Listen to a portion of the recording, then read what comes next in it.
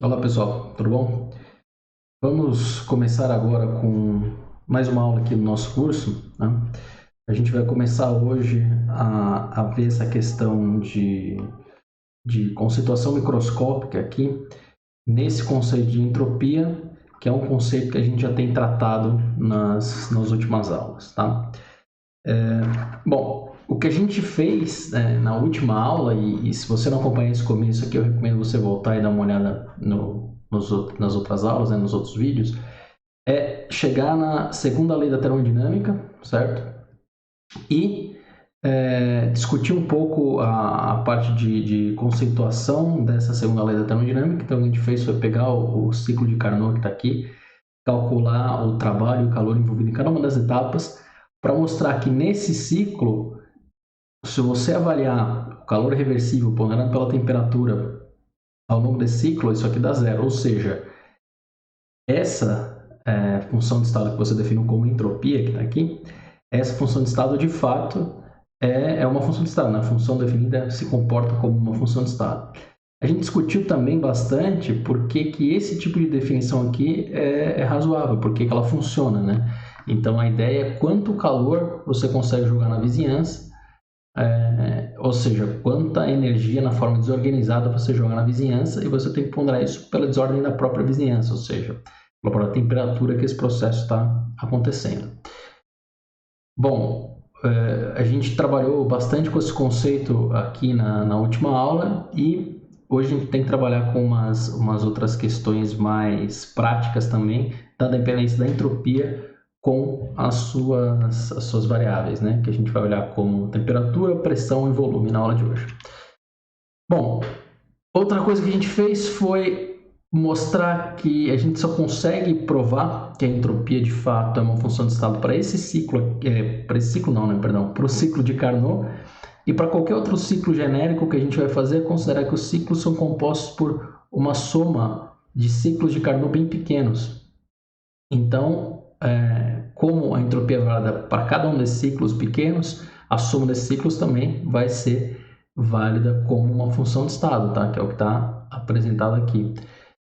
Isso permite, então, que a gente não use só entropia como uma função de estado, né? Mas use entropia como uma função de estado não só para o ciclo de Carnot, mas para qualquer outro processo que possa ser interessante a gente caracterizar e ver a espontaneidade. Tá? O que a gente fez depois também foi avaliar um processo que sai de A para B num caminho 1 aqui, que a gente está anotando como um caminho reversível, e um caminho 2 que é um caminho irreversível, tá? que é representado por essa forma aleatória que está aqui.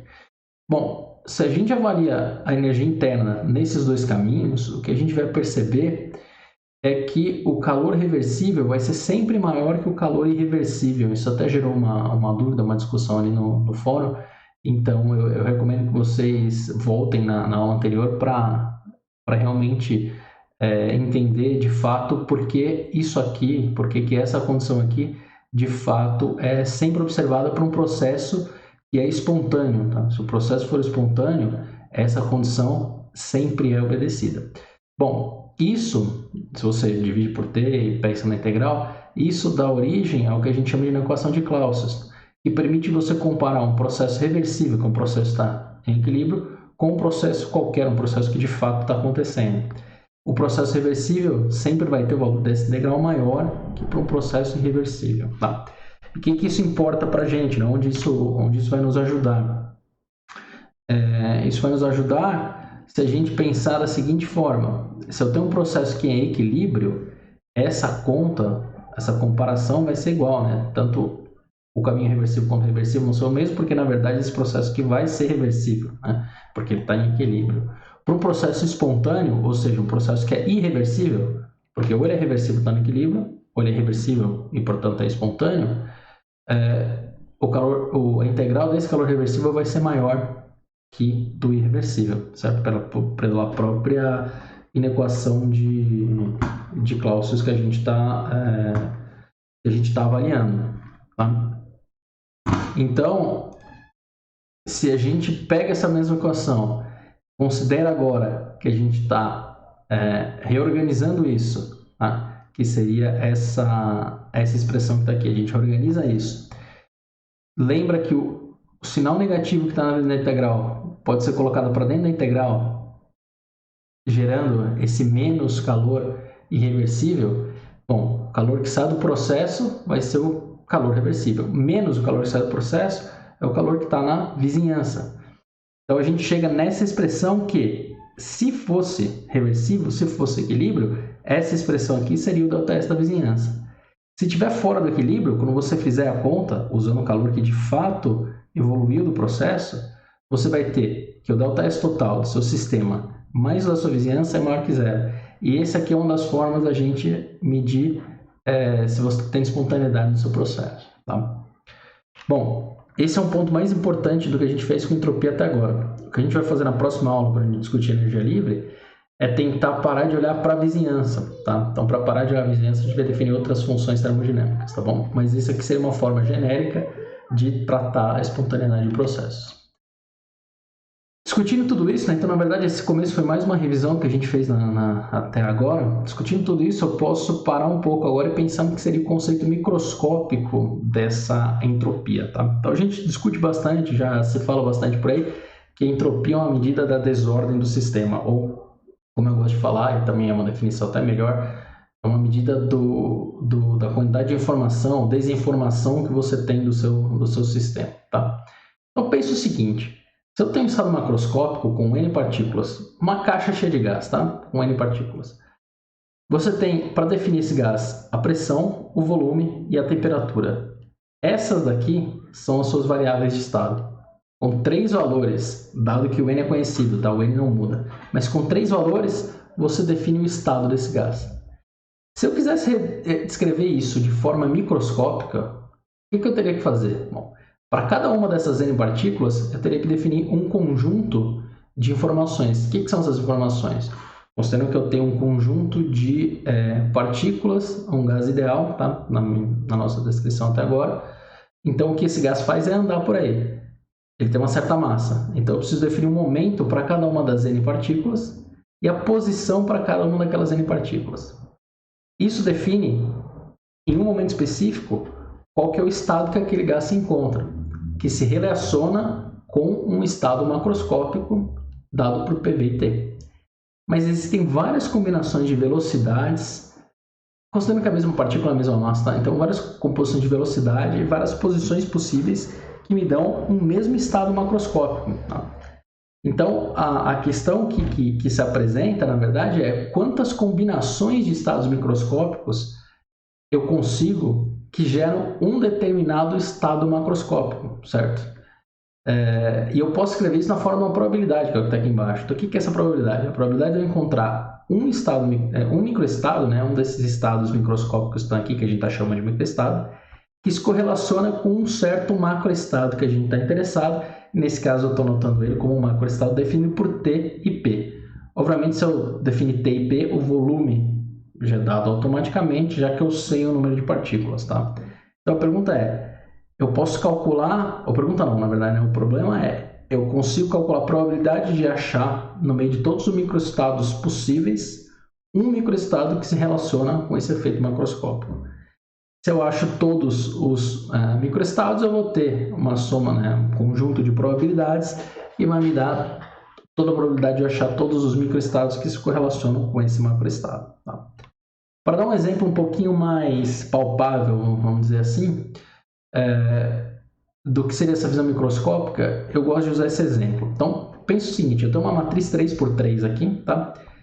E o estado desse sistema, então tenho 3 cópias, tá? do mesmo sistema, essas 3 cópias representam o mesmo estado macroscópico. E o estado macroscópico é dado pela soma dos números que tem aqui dentro. Então, essa primeira caixa que está aqui tem um estado macroscópico igual a 1, porque a soma de tudo que está aqui dentro vale 1. Essa segunda caixa também tem a soma igual a 1. Essa terceira caixa também tem a soma igual a 1, certo?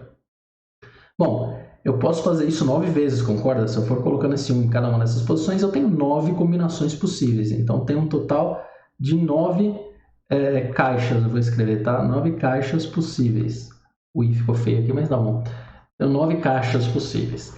Todas elas com um estado macroscópico igual a 1, certo? Então, se eu falo para você que eu tenho esse sistema, tá? E eu peço para você, ou eu falo para você que o estado macroscópico é representado por 1, você tem 9 possibilidades de estado microscópico que representam esse 1. Então, se isso aqui fosse um gás, você tem várias combinações de posição e momento possíveis que me dão P, V e T desse gás. Tá? Se eu falar para você que eu quero que você me encontre todos os estados, todos os microestados que geram um macroestado que vale 2, ou seja, lembrando que isso aqui é o soma dos números que está aqui dentro, você tem muito mais combinações do que aqui para cima. Tá? Então você tem uma maior falta de informação nesse sistema de macroestado igual a 2. Tá? Por quê? Porque eu posso ter 1 na primeira posição, 1 na segunda, 1 na primeira posição, 1 na terceira, 1 na primeira posição, 1 nessa linha e por aí em diante. Então eu consigo fazer para cada posição inicial mais 8 posições. Tá? Então tem um conjunto muito maior de possibilidades. E todas essas possibilidades se relacionam com o mesmo estado macroscópico. Tá? Então, nesse sistema aqui embaixo, a minha falta de informação é maior. Então, aqui eu tenho uma entropia maior nesse conceito microscópico. Tá? Essa que é a ideia microscópica de entropia. Então, a gente costuma falar que entropia é desordem, mas esse não é o termo mais correto, tá? Então, o ideal seria falar que a entropia é uma medida da falta de informação desse sistema. Tanto é que se você for definir uma senha, né, se você quiser definir uma senha para você usar no seu e-mail ou qualquer lugar, a ideia é que você use uma senha que tem uma alta entropia. Por quê? Porque você vai ter o mínimo de informação possível dessa senha. Então, o sistema macroscópico é uma senha, é o conjunto inteiro, tá?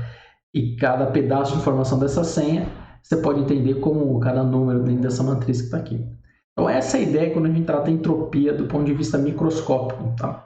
E percebe que isso é totalmente diferente da formulação macroscópica que a gente utiliza, ou que a gente estava discutindo, quando definiu pelo ciclo de Carnot-entropia. Mas porque essa visão aqui agora que a gente está fazendo é uma visão um pouco mais nova, tá? em relação à definição macroscópica da entropia.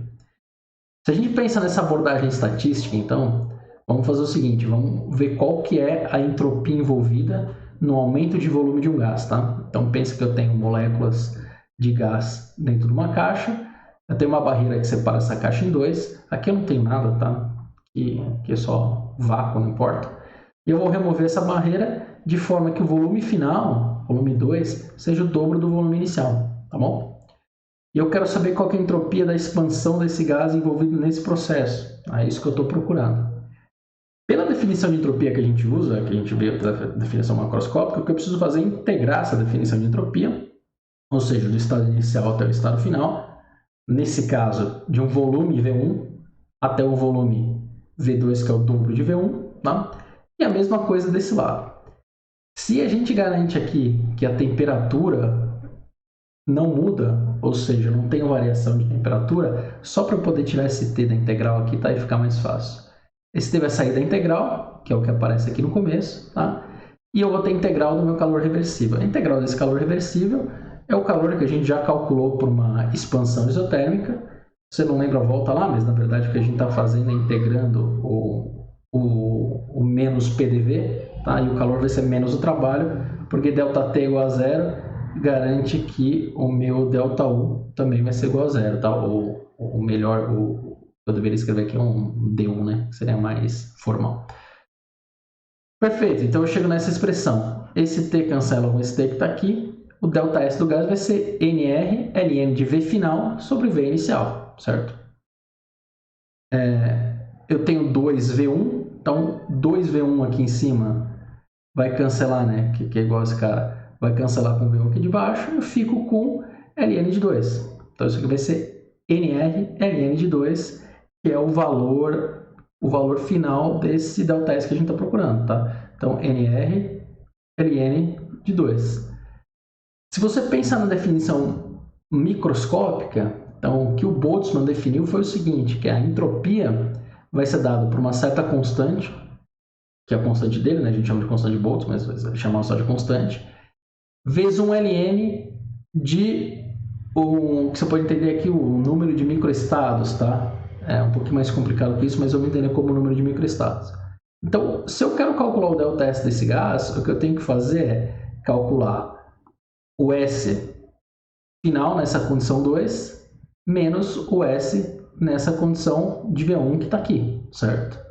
Isso vai ser o ΔS do gás. Tá? Se você pega essas duas expressões, você vai deixar KB em evidência, certo?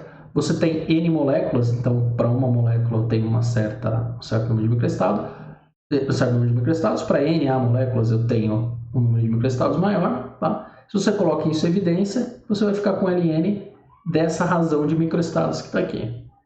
A gente não vai entrar nessa discussão de como você calcula esse número de microestados, tá? Ou esse número que vai aqui, tá?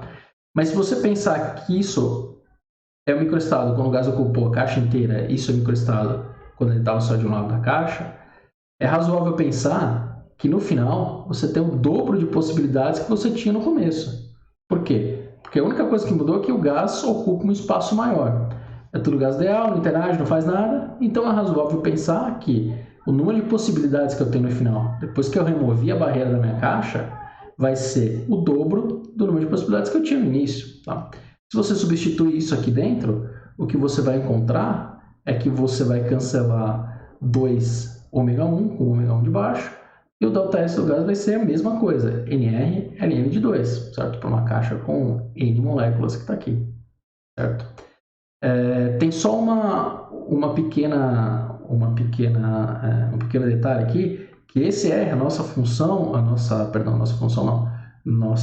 constante de universalidade do gás é dado pela constante de Boltzmann vezes o número de Avogadro. Tá? Então, a correlação disso aqui é que o R faz no macroscópico, o KB faz no microscópico. Então, você tem relação entre essas duas constantes.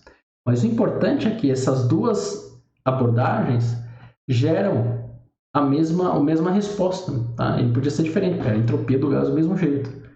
Então, esse é um jeito de mostrar para vocês que, de fato, a gente tem um conceito microscópico que pode explicar essa entropia. Tá? Por que isso é importante? Por exemplo, imagina que você tem uma caixa aqui, tá?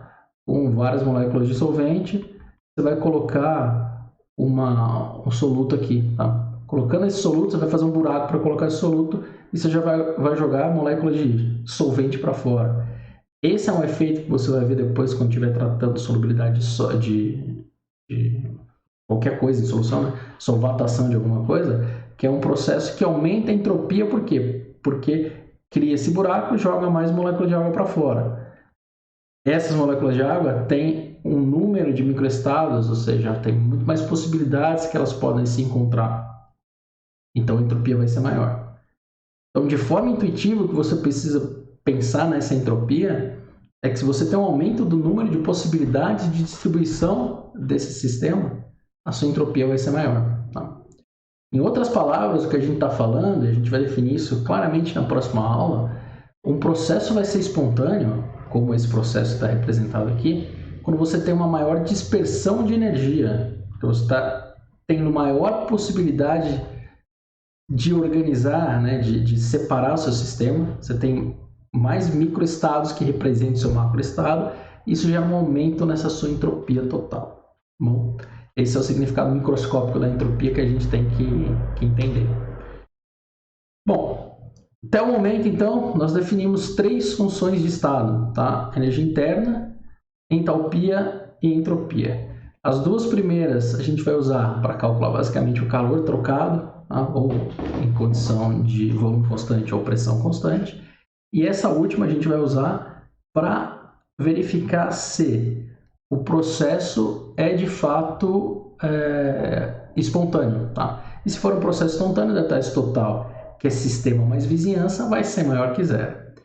Lembra que para fazer isso, o que a gente está fazendo de certa forma é calculando o sistema como um processo reversível e a vizinhança como um processo reversível e calculando para ver se isso aqui dá maior. Se der igual, é porque o sistema está em equilíbrio, ele é um processo reversível. Se der menor, é porque ele é irreversível, mas ele também não é espontâneo. Tá? E isso aqui serve para qualquer sistema que você pensar, para qualquer processo e qualquer material. Isso é uma discussão que a gente vem arrastando desde a última aula aí, tá? Que serve para qualquer material.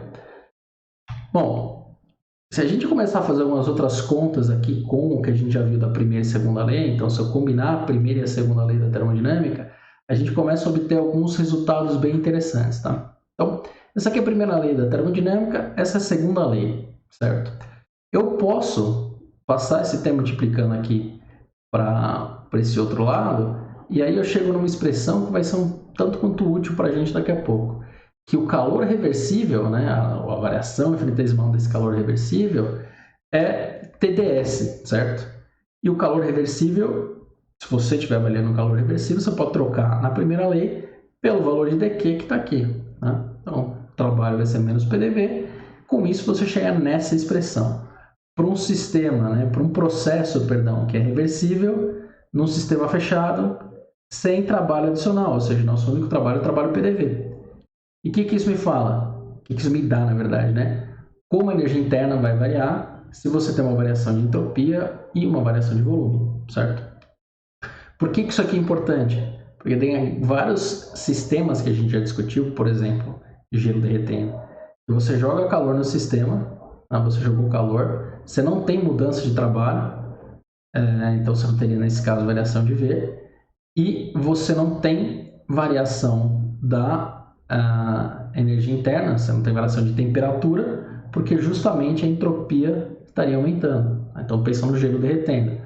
Durante o derretimento do gelo, a 0 graus e a 1 atm, você joga mais calor, esse calor vai para o aumento da entropia e não para o aumento da temperatura, tá? Que é o que essa expressão aqui permite analisar.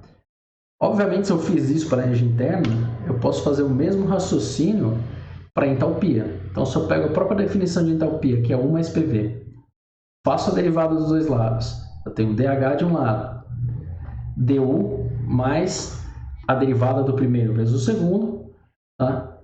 Derivada do primeiro vezes o segundo, a derivada do segundo vezes o primeiro. Se eu acabei de avaliar que du é TdS menos PDV, eu posso trocar essa expressão aqui no du. Então, o que vai acontecer? Menos PDV cancela com PDV, sobra TdS mais VDP, certo? Que é essa expressão que está aqui embaixo.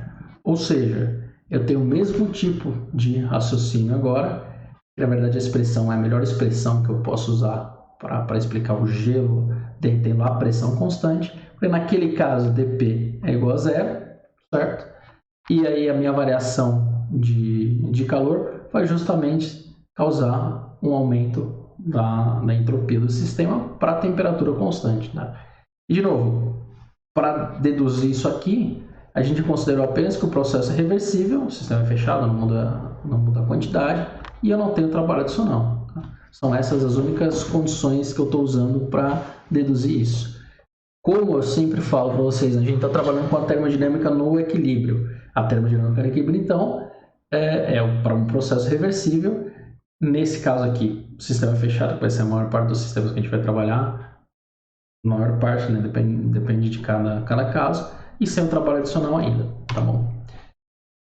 Bom, em resumo, então, eu tenho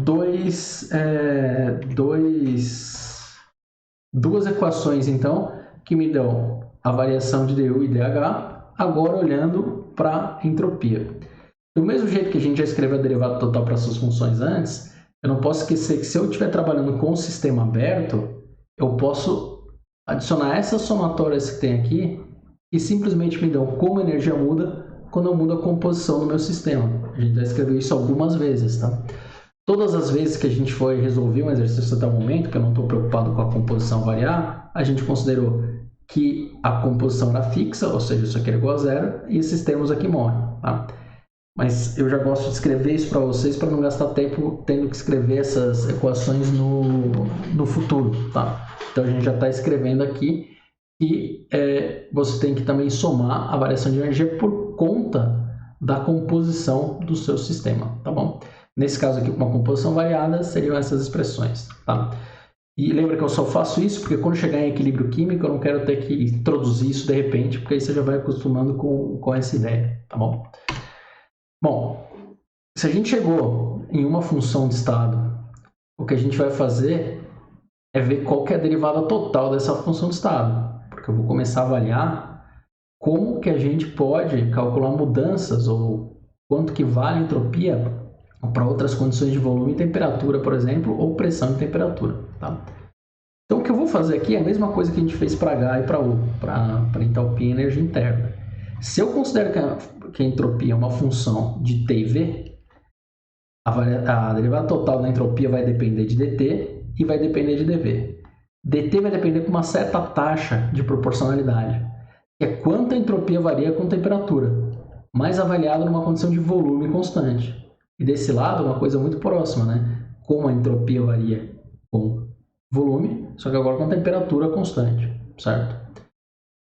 Posso escrever a mesma coisa considerando que a entropia é uma função de T e P agora. Né? Se eu faço isso, eu vou ter que a entropia, a derivada total, depende da temperatura, que é a mesma expressão que aqui de cima, e como ela depende da pressão, que é uma expressão parecida com aqui de cima. O que vai mudar? Como a entropia varia com a pressão, nesse caso com temperatura constante, e aqui como a entropia varia com temperatura da mesma forma, só que avaliada com pressão constante, certo? E uma vez que a gente tem essas correlações para essa derivada total, o que a gente precisa fazer é simplesmente achar um valor que a gente precisa para calcular essas taxas de variação. Do mesmo jeito que a gente usou o CP e o CV anteriormente. Tá? Um ponto importante aqui é que alguém pode se irritar com essas duas relações que eu fiz para a entropia. Ora, se a entropia é uma função de temperatura e volume, por que eu escrevo a entropia como uma função de temperatura e pressão também? Por que eu não posso falar que a entropia é uma função... Eu vou escrever um outro... Tá? Vou escrever um F2 aqui, só para ser uma função diferente. Tá? É uma função de temperatura, volume e pressão. Certo? Bom, primeiro porque se você definir duas dessas com o mesmo número de mol, a terceira já está automaticamente definida. Tá? E segundo que o que a gente está tentando fazer é evidenciar a dependência da entropia, nesse caso, com o volume, e nesse caso aqui de baixo, com a pressão. Tá? Então, eu deliberadamente escrevo que essa entropia depende de temperatura e pressão, ou ela depende de temperatura e volume, certo? E vai ficar claro, quando eu continuar fazendo conta com isso, que eu, de fato, tenho que dividir em duas funções aqui, tá? Você até poderia escrever isso, mas você não consegue fazer as contas que você precisa fazer com isso. Bom, deixa eu sumir com a minha cara aqui, só para facilitar visualizar isso, tá? Então, esse slide está dividido em duas partes aqui. Se eu pego, então, a expressão da energia interna, que a gente já acabou de calcular, que é TdS menos PDV, certo? Derivo tudo isso em relação a T. Então, lembre que essa minha notação aqui é só para facilitar, tá? Estou derivando todo mundo em relação a T. Esse lado aqui, eu vou ficar com a derivada de U em relação a T, derivada de S em relação a T, menos derivada de V em relação a T. Se eu tenho um processo onde o dV é igual a zero, por isso que é importante dividir isso em dois, tá? E por que eu escolhi dV igual a zero aqui e não qualquer outra coisa igual a zero? Porque eu estou trabalhando com energia interna. Energia interna eu sei que me dá alguma coisa interessante quando dV é igual a zero, tá? Nesse caso, dU vai ser justamente o calor trocado, tá? Mas se dV é igual a zero, esse termo aqui morre. E o que sobra é esse primeiro termo, ds sobre dt, e esse termo aqui da esquerda, du sobre dt. Ambos avaliados com V constante, certo? Mas se você olhar isso aqui de novo, e você não esqueceu o que a gente discutiu nas outras aulas, du, isso aqui devia ser um delta, mas du dt com V constante é justamente o CV. Se eu dividir os dois lados por t, então, eu vou ter que essa derivada parcial que eu estou procurando é justamente CV dividido por t. Então, aquela taxa de variação que eu estou procurando para a expressão da derivada total da entropia, eu já tenho. É simplesmente CV, que eu já achei, já sei calcular, que a gente já discutiu bastante, dividido pela temperatura, certo? Se o processo é isotérmico, isso aqui é um valor só. Se não é, você vai ter que tomar cuidado de como isso varia durante o seu processo. Obviamente, se eu olho agora para a entalpia, não podia nem ser diferente, né? Pego a mesma expressão para a entalpia e agora eu derivo todos os lados da expressão da entalpia por T, o que eu vou achar é como a entalpia varia com T, como a entropia varia com a temperatura e um termo que vai ser dP dt. De novo, estou trabalhando com entalpia. Se eu estou trabalhando com entalpia, é útil falar que eu não tenho variação de pressão. Então, caso eu não tenha variação de pressão, esse termo aqui vale zero. Eu vou sobrar só com esse primeiro termo aqui da direita, que vai ser ds dt, a variável P constante, e como que o H varia com a temperatura, nesse caso eu vou variar também com P constante. Não é surpresa que ΔH, né, ΔT com P constante, é o seu Cp. Então, se você divide a capacidade calorífica, a pressão constante pela temperatura, você tem justamente a taxa que a gente está procurando, como a entropia varia com a temperatura.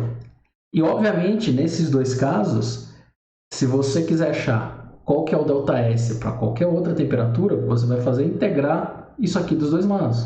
Tá? Então, a gente tem a mesma discussão de quando a gente estava calculando entalpias a temperaturas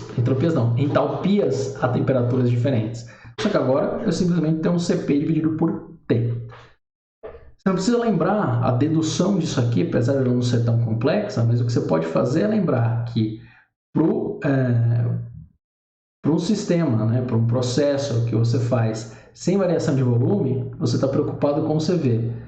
Se você está fazendo um processo sem variação de pressão, você está preocupado com o CP.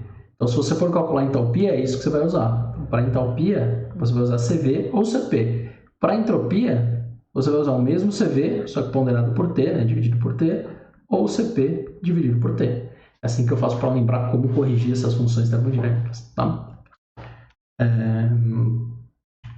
Então, se a gente for fazer justamente isso, e aqui eu estou anotando como CX, porque pode ser CV ou CP, tanto faz, tá? Se eu quero saber, então, qual que vai ser a minha entropia numa temperatura 2 em relação à temperatura 1 que eu estou usando como meu referencial, isso que eu estou chamando de ΔS aqui, tá?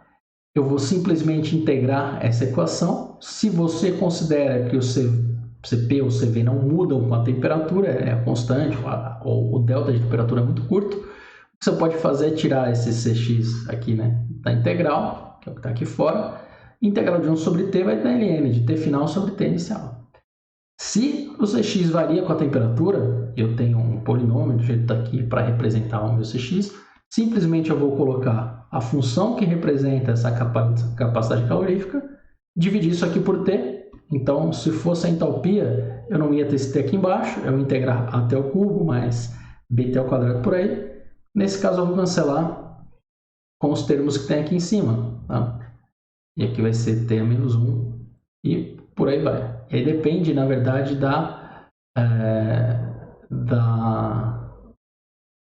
função termodinâmica, da função que a gente está usando para representar esse número, perfeito? Mas isso fornece o que para a gente? A capacidade de calcular agora a entropia em qualquer outra temperatura, tá? Tanto para um processo a volume quanto a pressão constante. Eu posso agora avaliar qual que é o efeito da variação de volume para a minha entropia, certo? Como é que eu vou fazer isso? Pego a mesma expressão para energia interna e derivo agora em relação ao volume, porque é a variação de volume que eu estou interessado. Tá? Esse lado vai dar como U varia com V, certo? Esse lado aqui como S varia com V, e dV vai embora aqui, que a dependência de dV vai sumir. Tá? Bom, como U varia com V, é uma taxa de variação que a gente já calculou, na verdade, né? O que a gente fez foi usar o potencial de Joule, o potencial de Joule não, perdão, o coeficiente de Joule, tá? Então isso aqui, na verdade, é a pressão interna, que a gente já calculou e discutiu bastante. Simplesmente, desse lado aqui eu não vou fazer muita coisa, porque eu quero essa taxa de variação, como S varia com V, tá? Então o que eu faço é passo esse P para o outro lado e divido todo mundo por T, que é essa expressão que eu tenho aqui. E isso me dá uma expressão que agora não é tão bonita, mas tem o mesmo significado. A variação de S por V para T constante é dado por 1 sobre T vezes a pressão interna daquele gás, ou como U varia com a temperatura, ou se você quiser escrever, não, que a gente já calculou bastante vezes, o potencial de Joule vezes o CV nesse caso, mais o valor de P. Perfeito? Se a gente avalia isso para um gás ideal, no gás ideal, esse termo de pressão interna aqui vale zero. Por que ele vale zero? Lembra, a gente fez uma discussão, né? Se você tem um diagrama aqui, isso aqui é energia interna, isso aqui é o volume do gás, tá? Você pode ter três comportamentos, na verdade, né? Se é um gás ideal, ele fica aqui porque ele vale zero. Se você tem energias que são repulsivas, ele vai aqui para cima, tá? Então, isso aqui é um gás que tem interações repulsivas, e aqui para baixo você vai ter um outro gás que tem interações atrativas, tá? Atrativas. No caso do gás ideal, você não tem nenhuma das duas, então se você espreme o gás, a energia interna vai continuar sendo a mesma, tá? Então esse termo aqui vale zero. Ou seja, todo esse lado direito da equação vai valer P sobre T. Lembrando que P, se a gente está usando o gás ideal, tá? P vai ser nRT sobre V. P por T, então, vai ser cancelado esse T. O que vai sobrar dessa equação é simplesmente NR sobre V, certo? Bom, se eu considero, então, com essa equação aqui, tá? Porque eu vou integrar esse lado para achar o valor de ds, eu vou ter ds vai ser NR sobre V, perdão, deixa eu voltar aqui, NR sobre V dV, certo? Se eu integrar esses dois lados, eu tenho justamente essa equação que está aqui embaixo, tá? Então, se eu integro esses dois lados, né, integrar esse lado, do volume inicial até o volume final, volume 1 até o volume 2, tá? O que eu tenho aqui vai ser o ΔS, a variação de entropia nesse processo, tá? NR, que são constantes que vão vir aqui para fora, e a integral de 1 sobre V dV. A integral de 1 sobre V dV vai ser volume final sobre volume inicial, certo? Lembra que agora há pouco a gente viu uma expansão onde a gente estava dobrando o volume final. E o que a gente conseguiu lá foi justamente NR ln de 2. Então, essa é uma terceira forma de calcular qual que seria o aumento de entropia para a expansão de um gás. Tá? Então, a primeira é, calcula o calor por uma expansão isotérmica da NRT ln de 2. Se você calcula a entropia como Q sobre T, né, que é um processo isotérmico, a temperatura não muda, você vai ter NR ln de 2. Se você calcula por essa expressão que a gente acabou de encontrar agora, você tem NR ln de 2. Ou se você usa aquele conceito microscópico da expressão que o Boltzmann propôs, você tem também NR ln de 2. Tá? Então, a expansão de um gás a temperatura constante é espontânea porque você tem um aumento de entropia. Por que você tem um aumento de entropia? Pode falar que microscopicamente você tem um aumento do número de possibilidades possíveis, uma diminuição do número, uma diminuição das informações que você tem sobre o sistema, tá?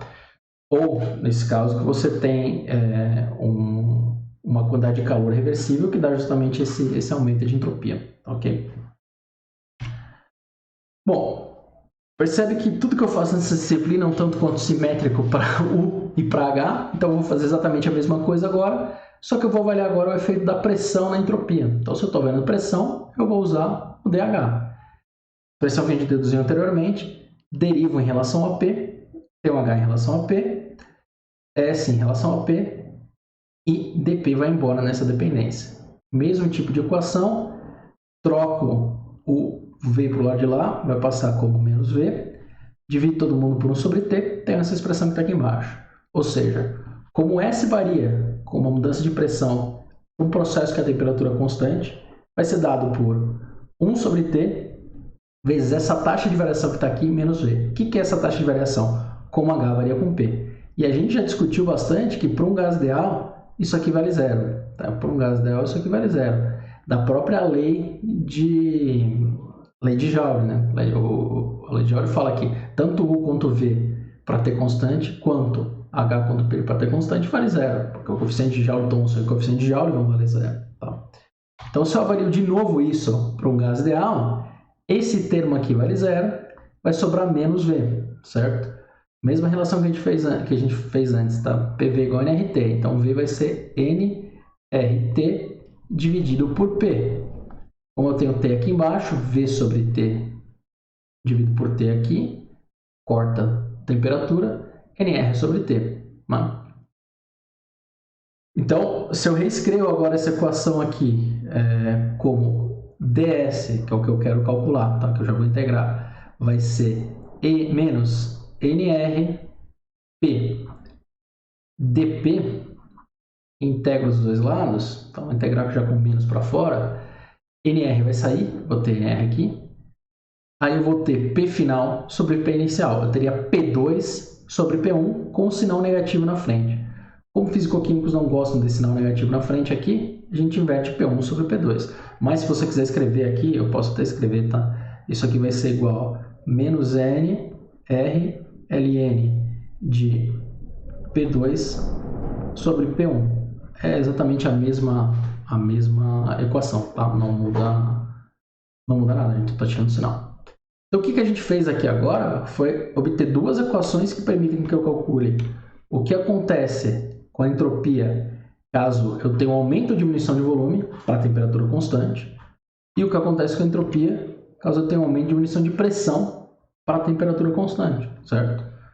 Então, eu consigo agora achar entropia para qualquer condição. Se eu tabelar para você um valor de entropia, tá? Então eu crio uma tabela que eu te dou entropia por uma certa condição padrão, que a gente está usando um bar, certo? De padrão. A gente usa bar, aliás, de padrão, não usa temperatura, porque a dependência das funções termodinâmicas com pressão é menor do que a dependência que eles têm com temperatura, tá? A gente já discutiu isso também. Então, estou usando um bar como meu padrão. E eu te dou uma certa temperatura de referencial, você consegue calcular agora a entropia para qualquer temperatura, com essa parte do termo, e qualquer pressão, se você tiver um processo onde o volume não muda, ou a entropia para qualquer temperatura e qualquer pressão, se você tiver qualquer pressão, se você tiver um processo a pressão constante, certo? Então a gente consegue obter essa em qualquer condição que você quiser, que é o nosso objetivo no final. Então a gente achou uma função termodinâmica, escreveu a derivada total dela e sabe calcular ela em qualquer outra condição que a gente precise, tá bom? Só que tem um problema, né? Eu preciso achar um zero de energia para essa escala de entropia. O que a gente fez no caso da entalpia? Na entalpia a gente falou que a entalpia de uma espécie, na sua forma alotrópica mais abundante, a 1 atm, né, que é a condição padrão, vale zero, tá? Porque a gente não tem um ponto absoluto para falar que é zero. No caso da entropia, a gente usa a terceira lei da termodinâmica para definir qual que é o nosso zero de energia, tá? O que a terceira lei fala? A terceira lei fala que se você pegar um cristal perfeito, a zero absoluto, a entropia dele vale zero. Por que isso?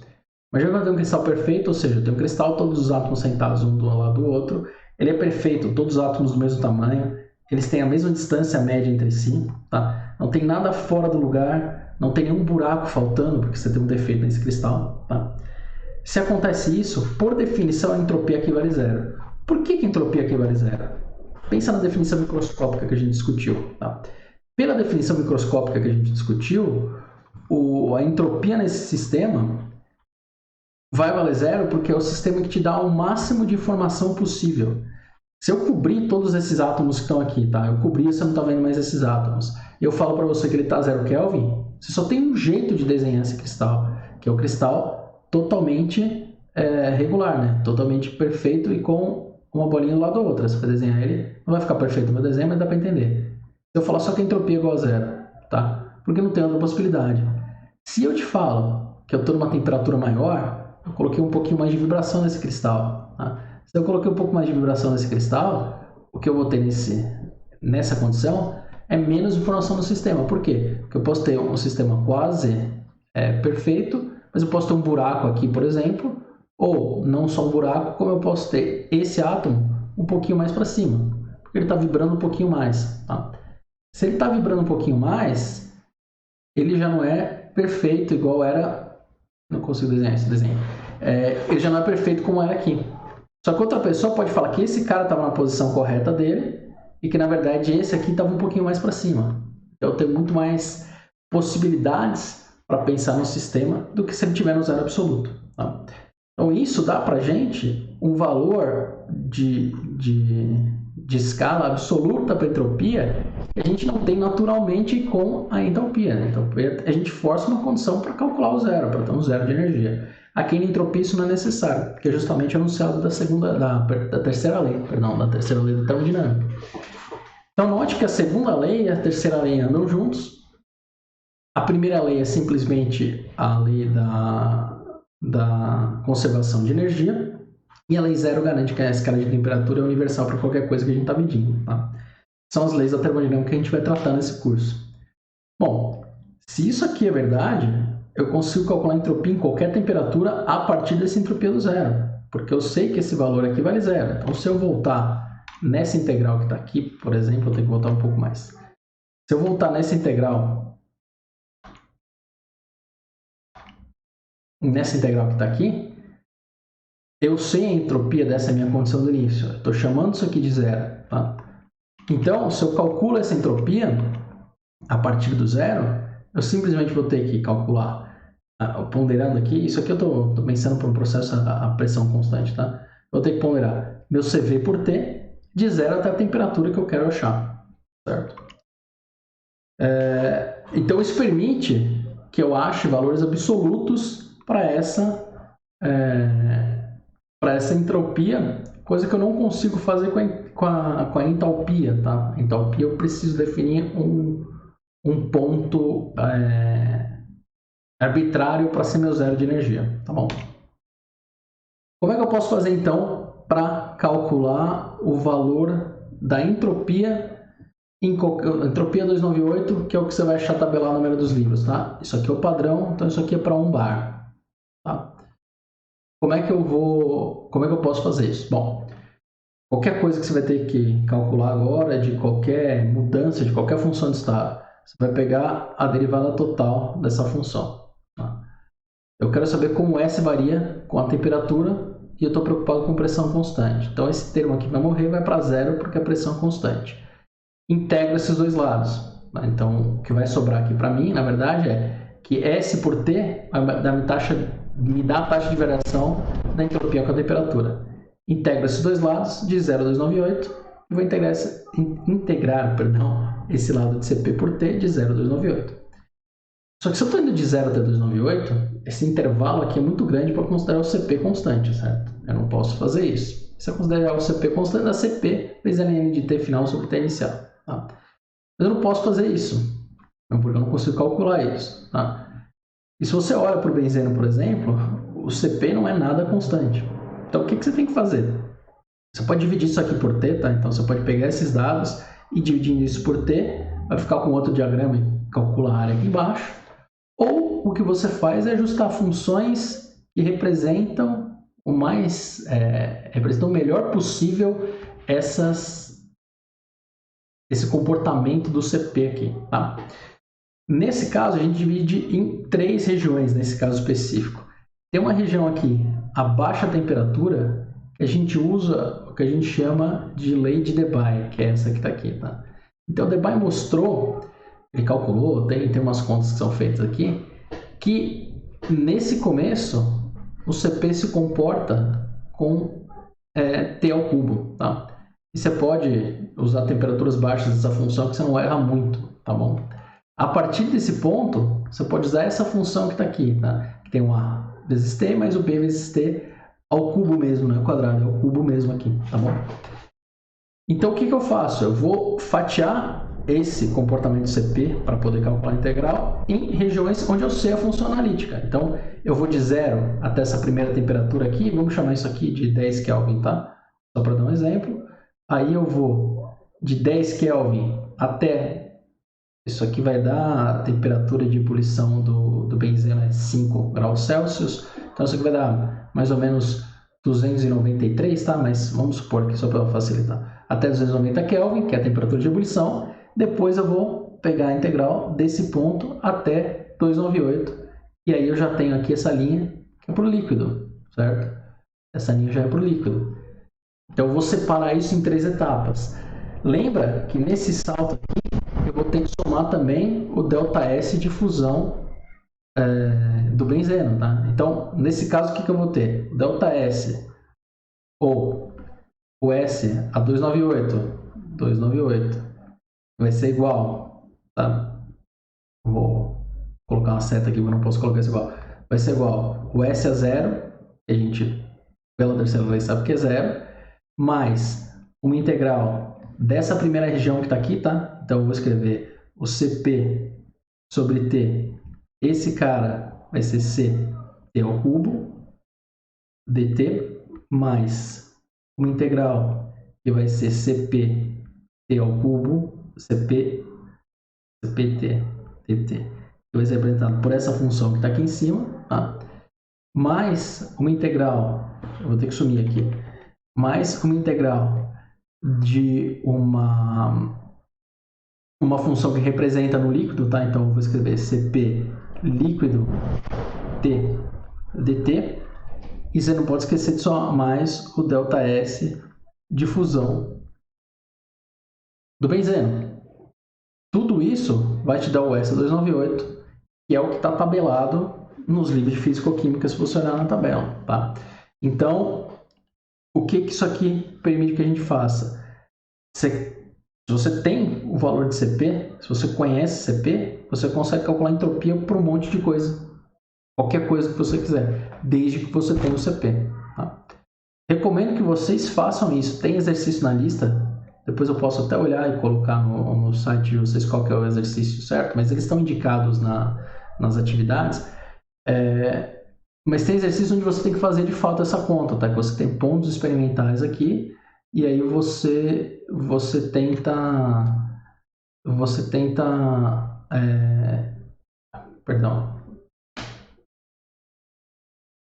tenta calcular,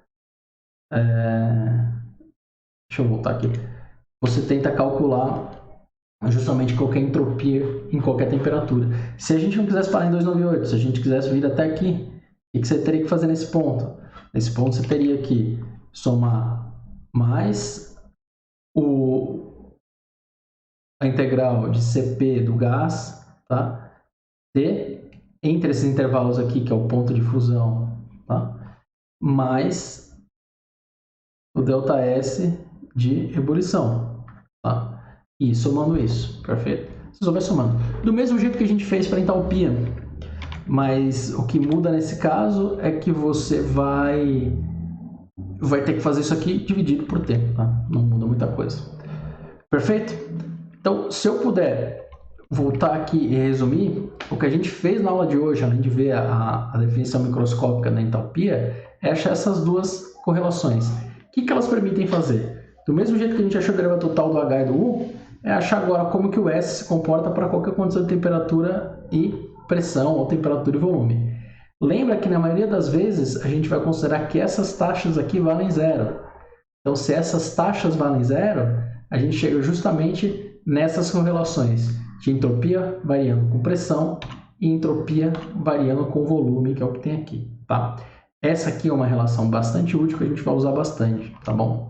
Pressão a gente não usa tanto, mas é tão útil quanto, tá bom? O que eu peço para vocês fazerem então na aula de hoje?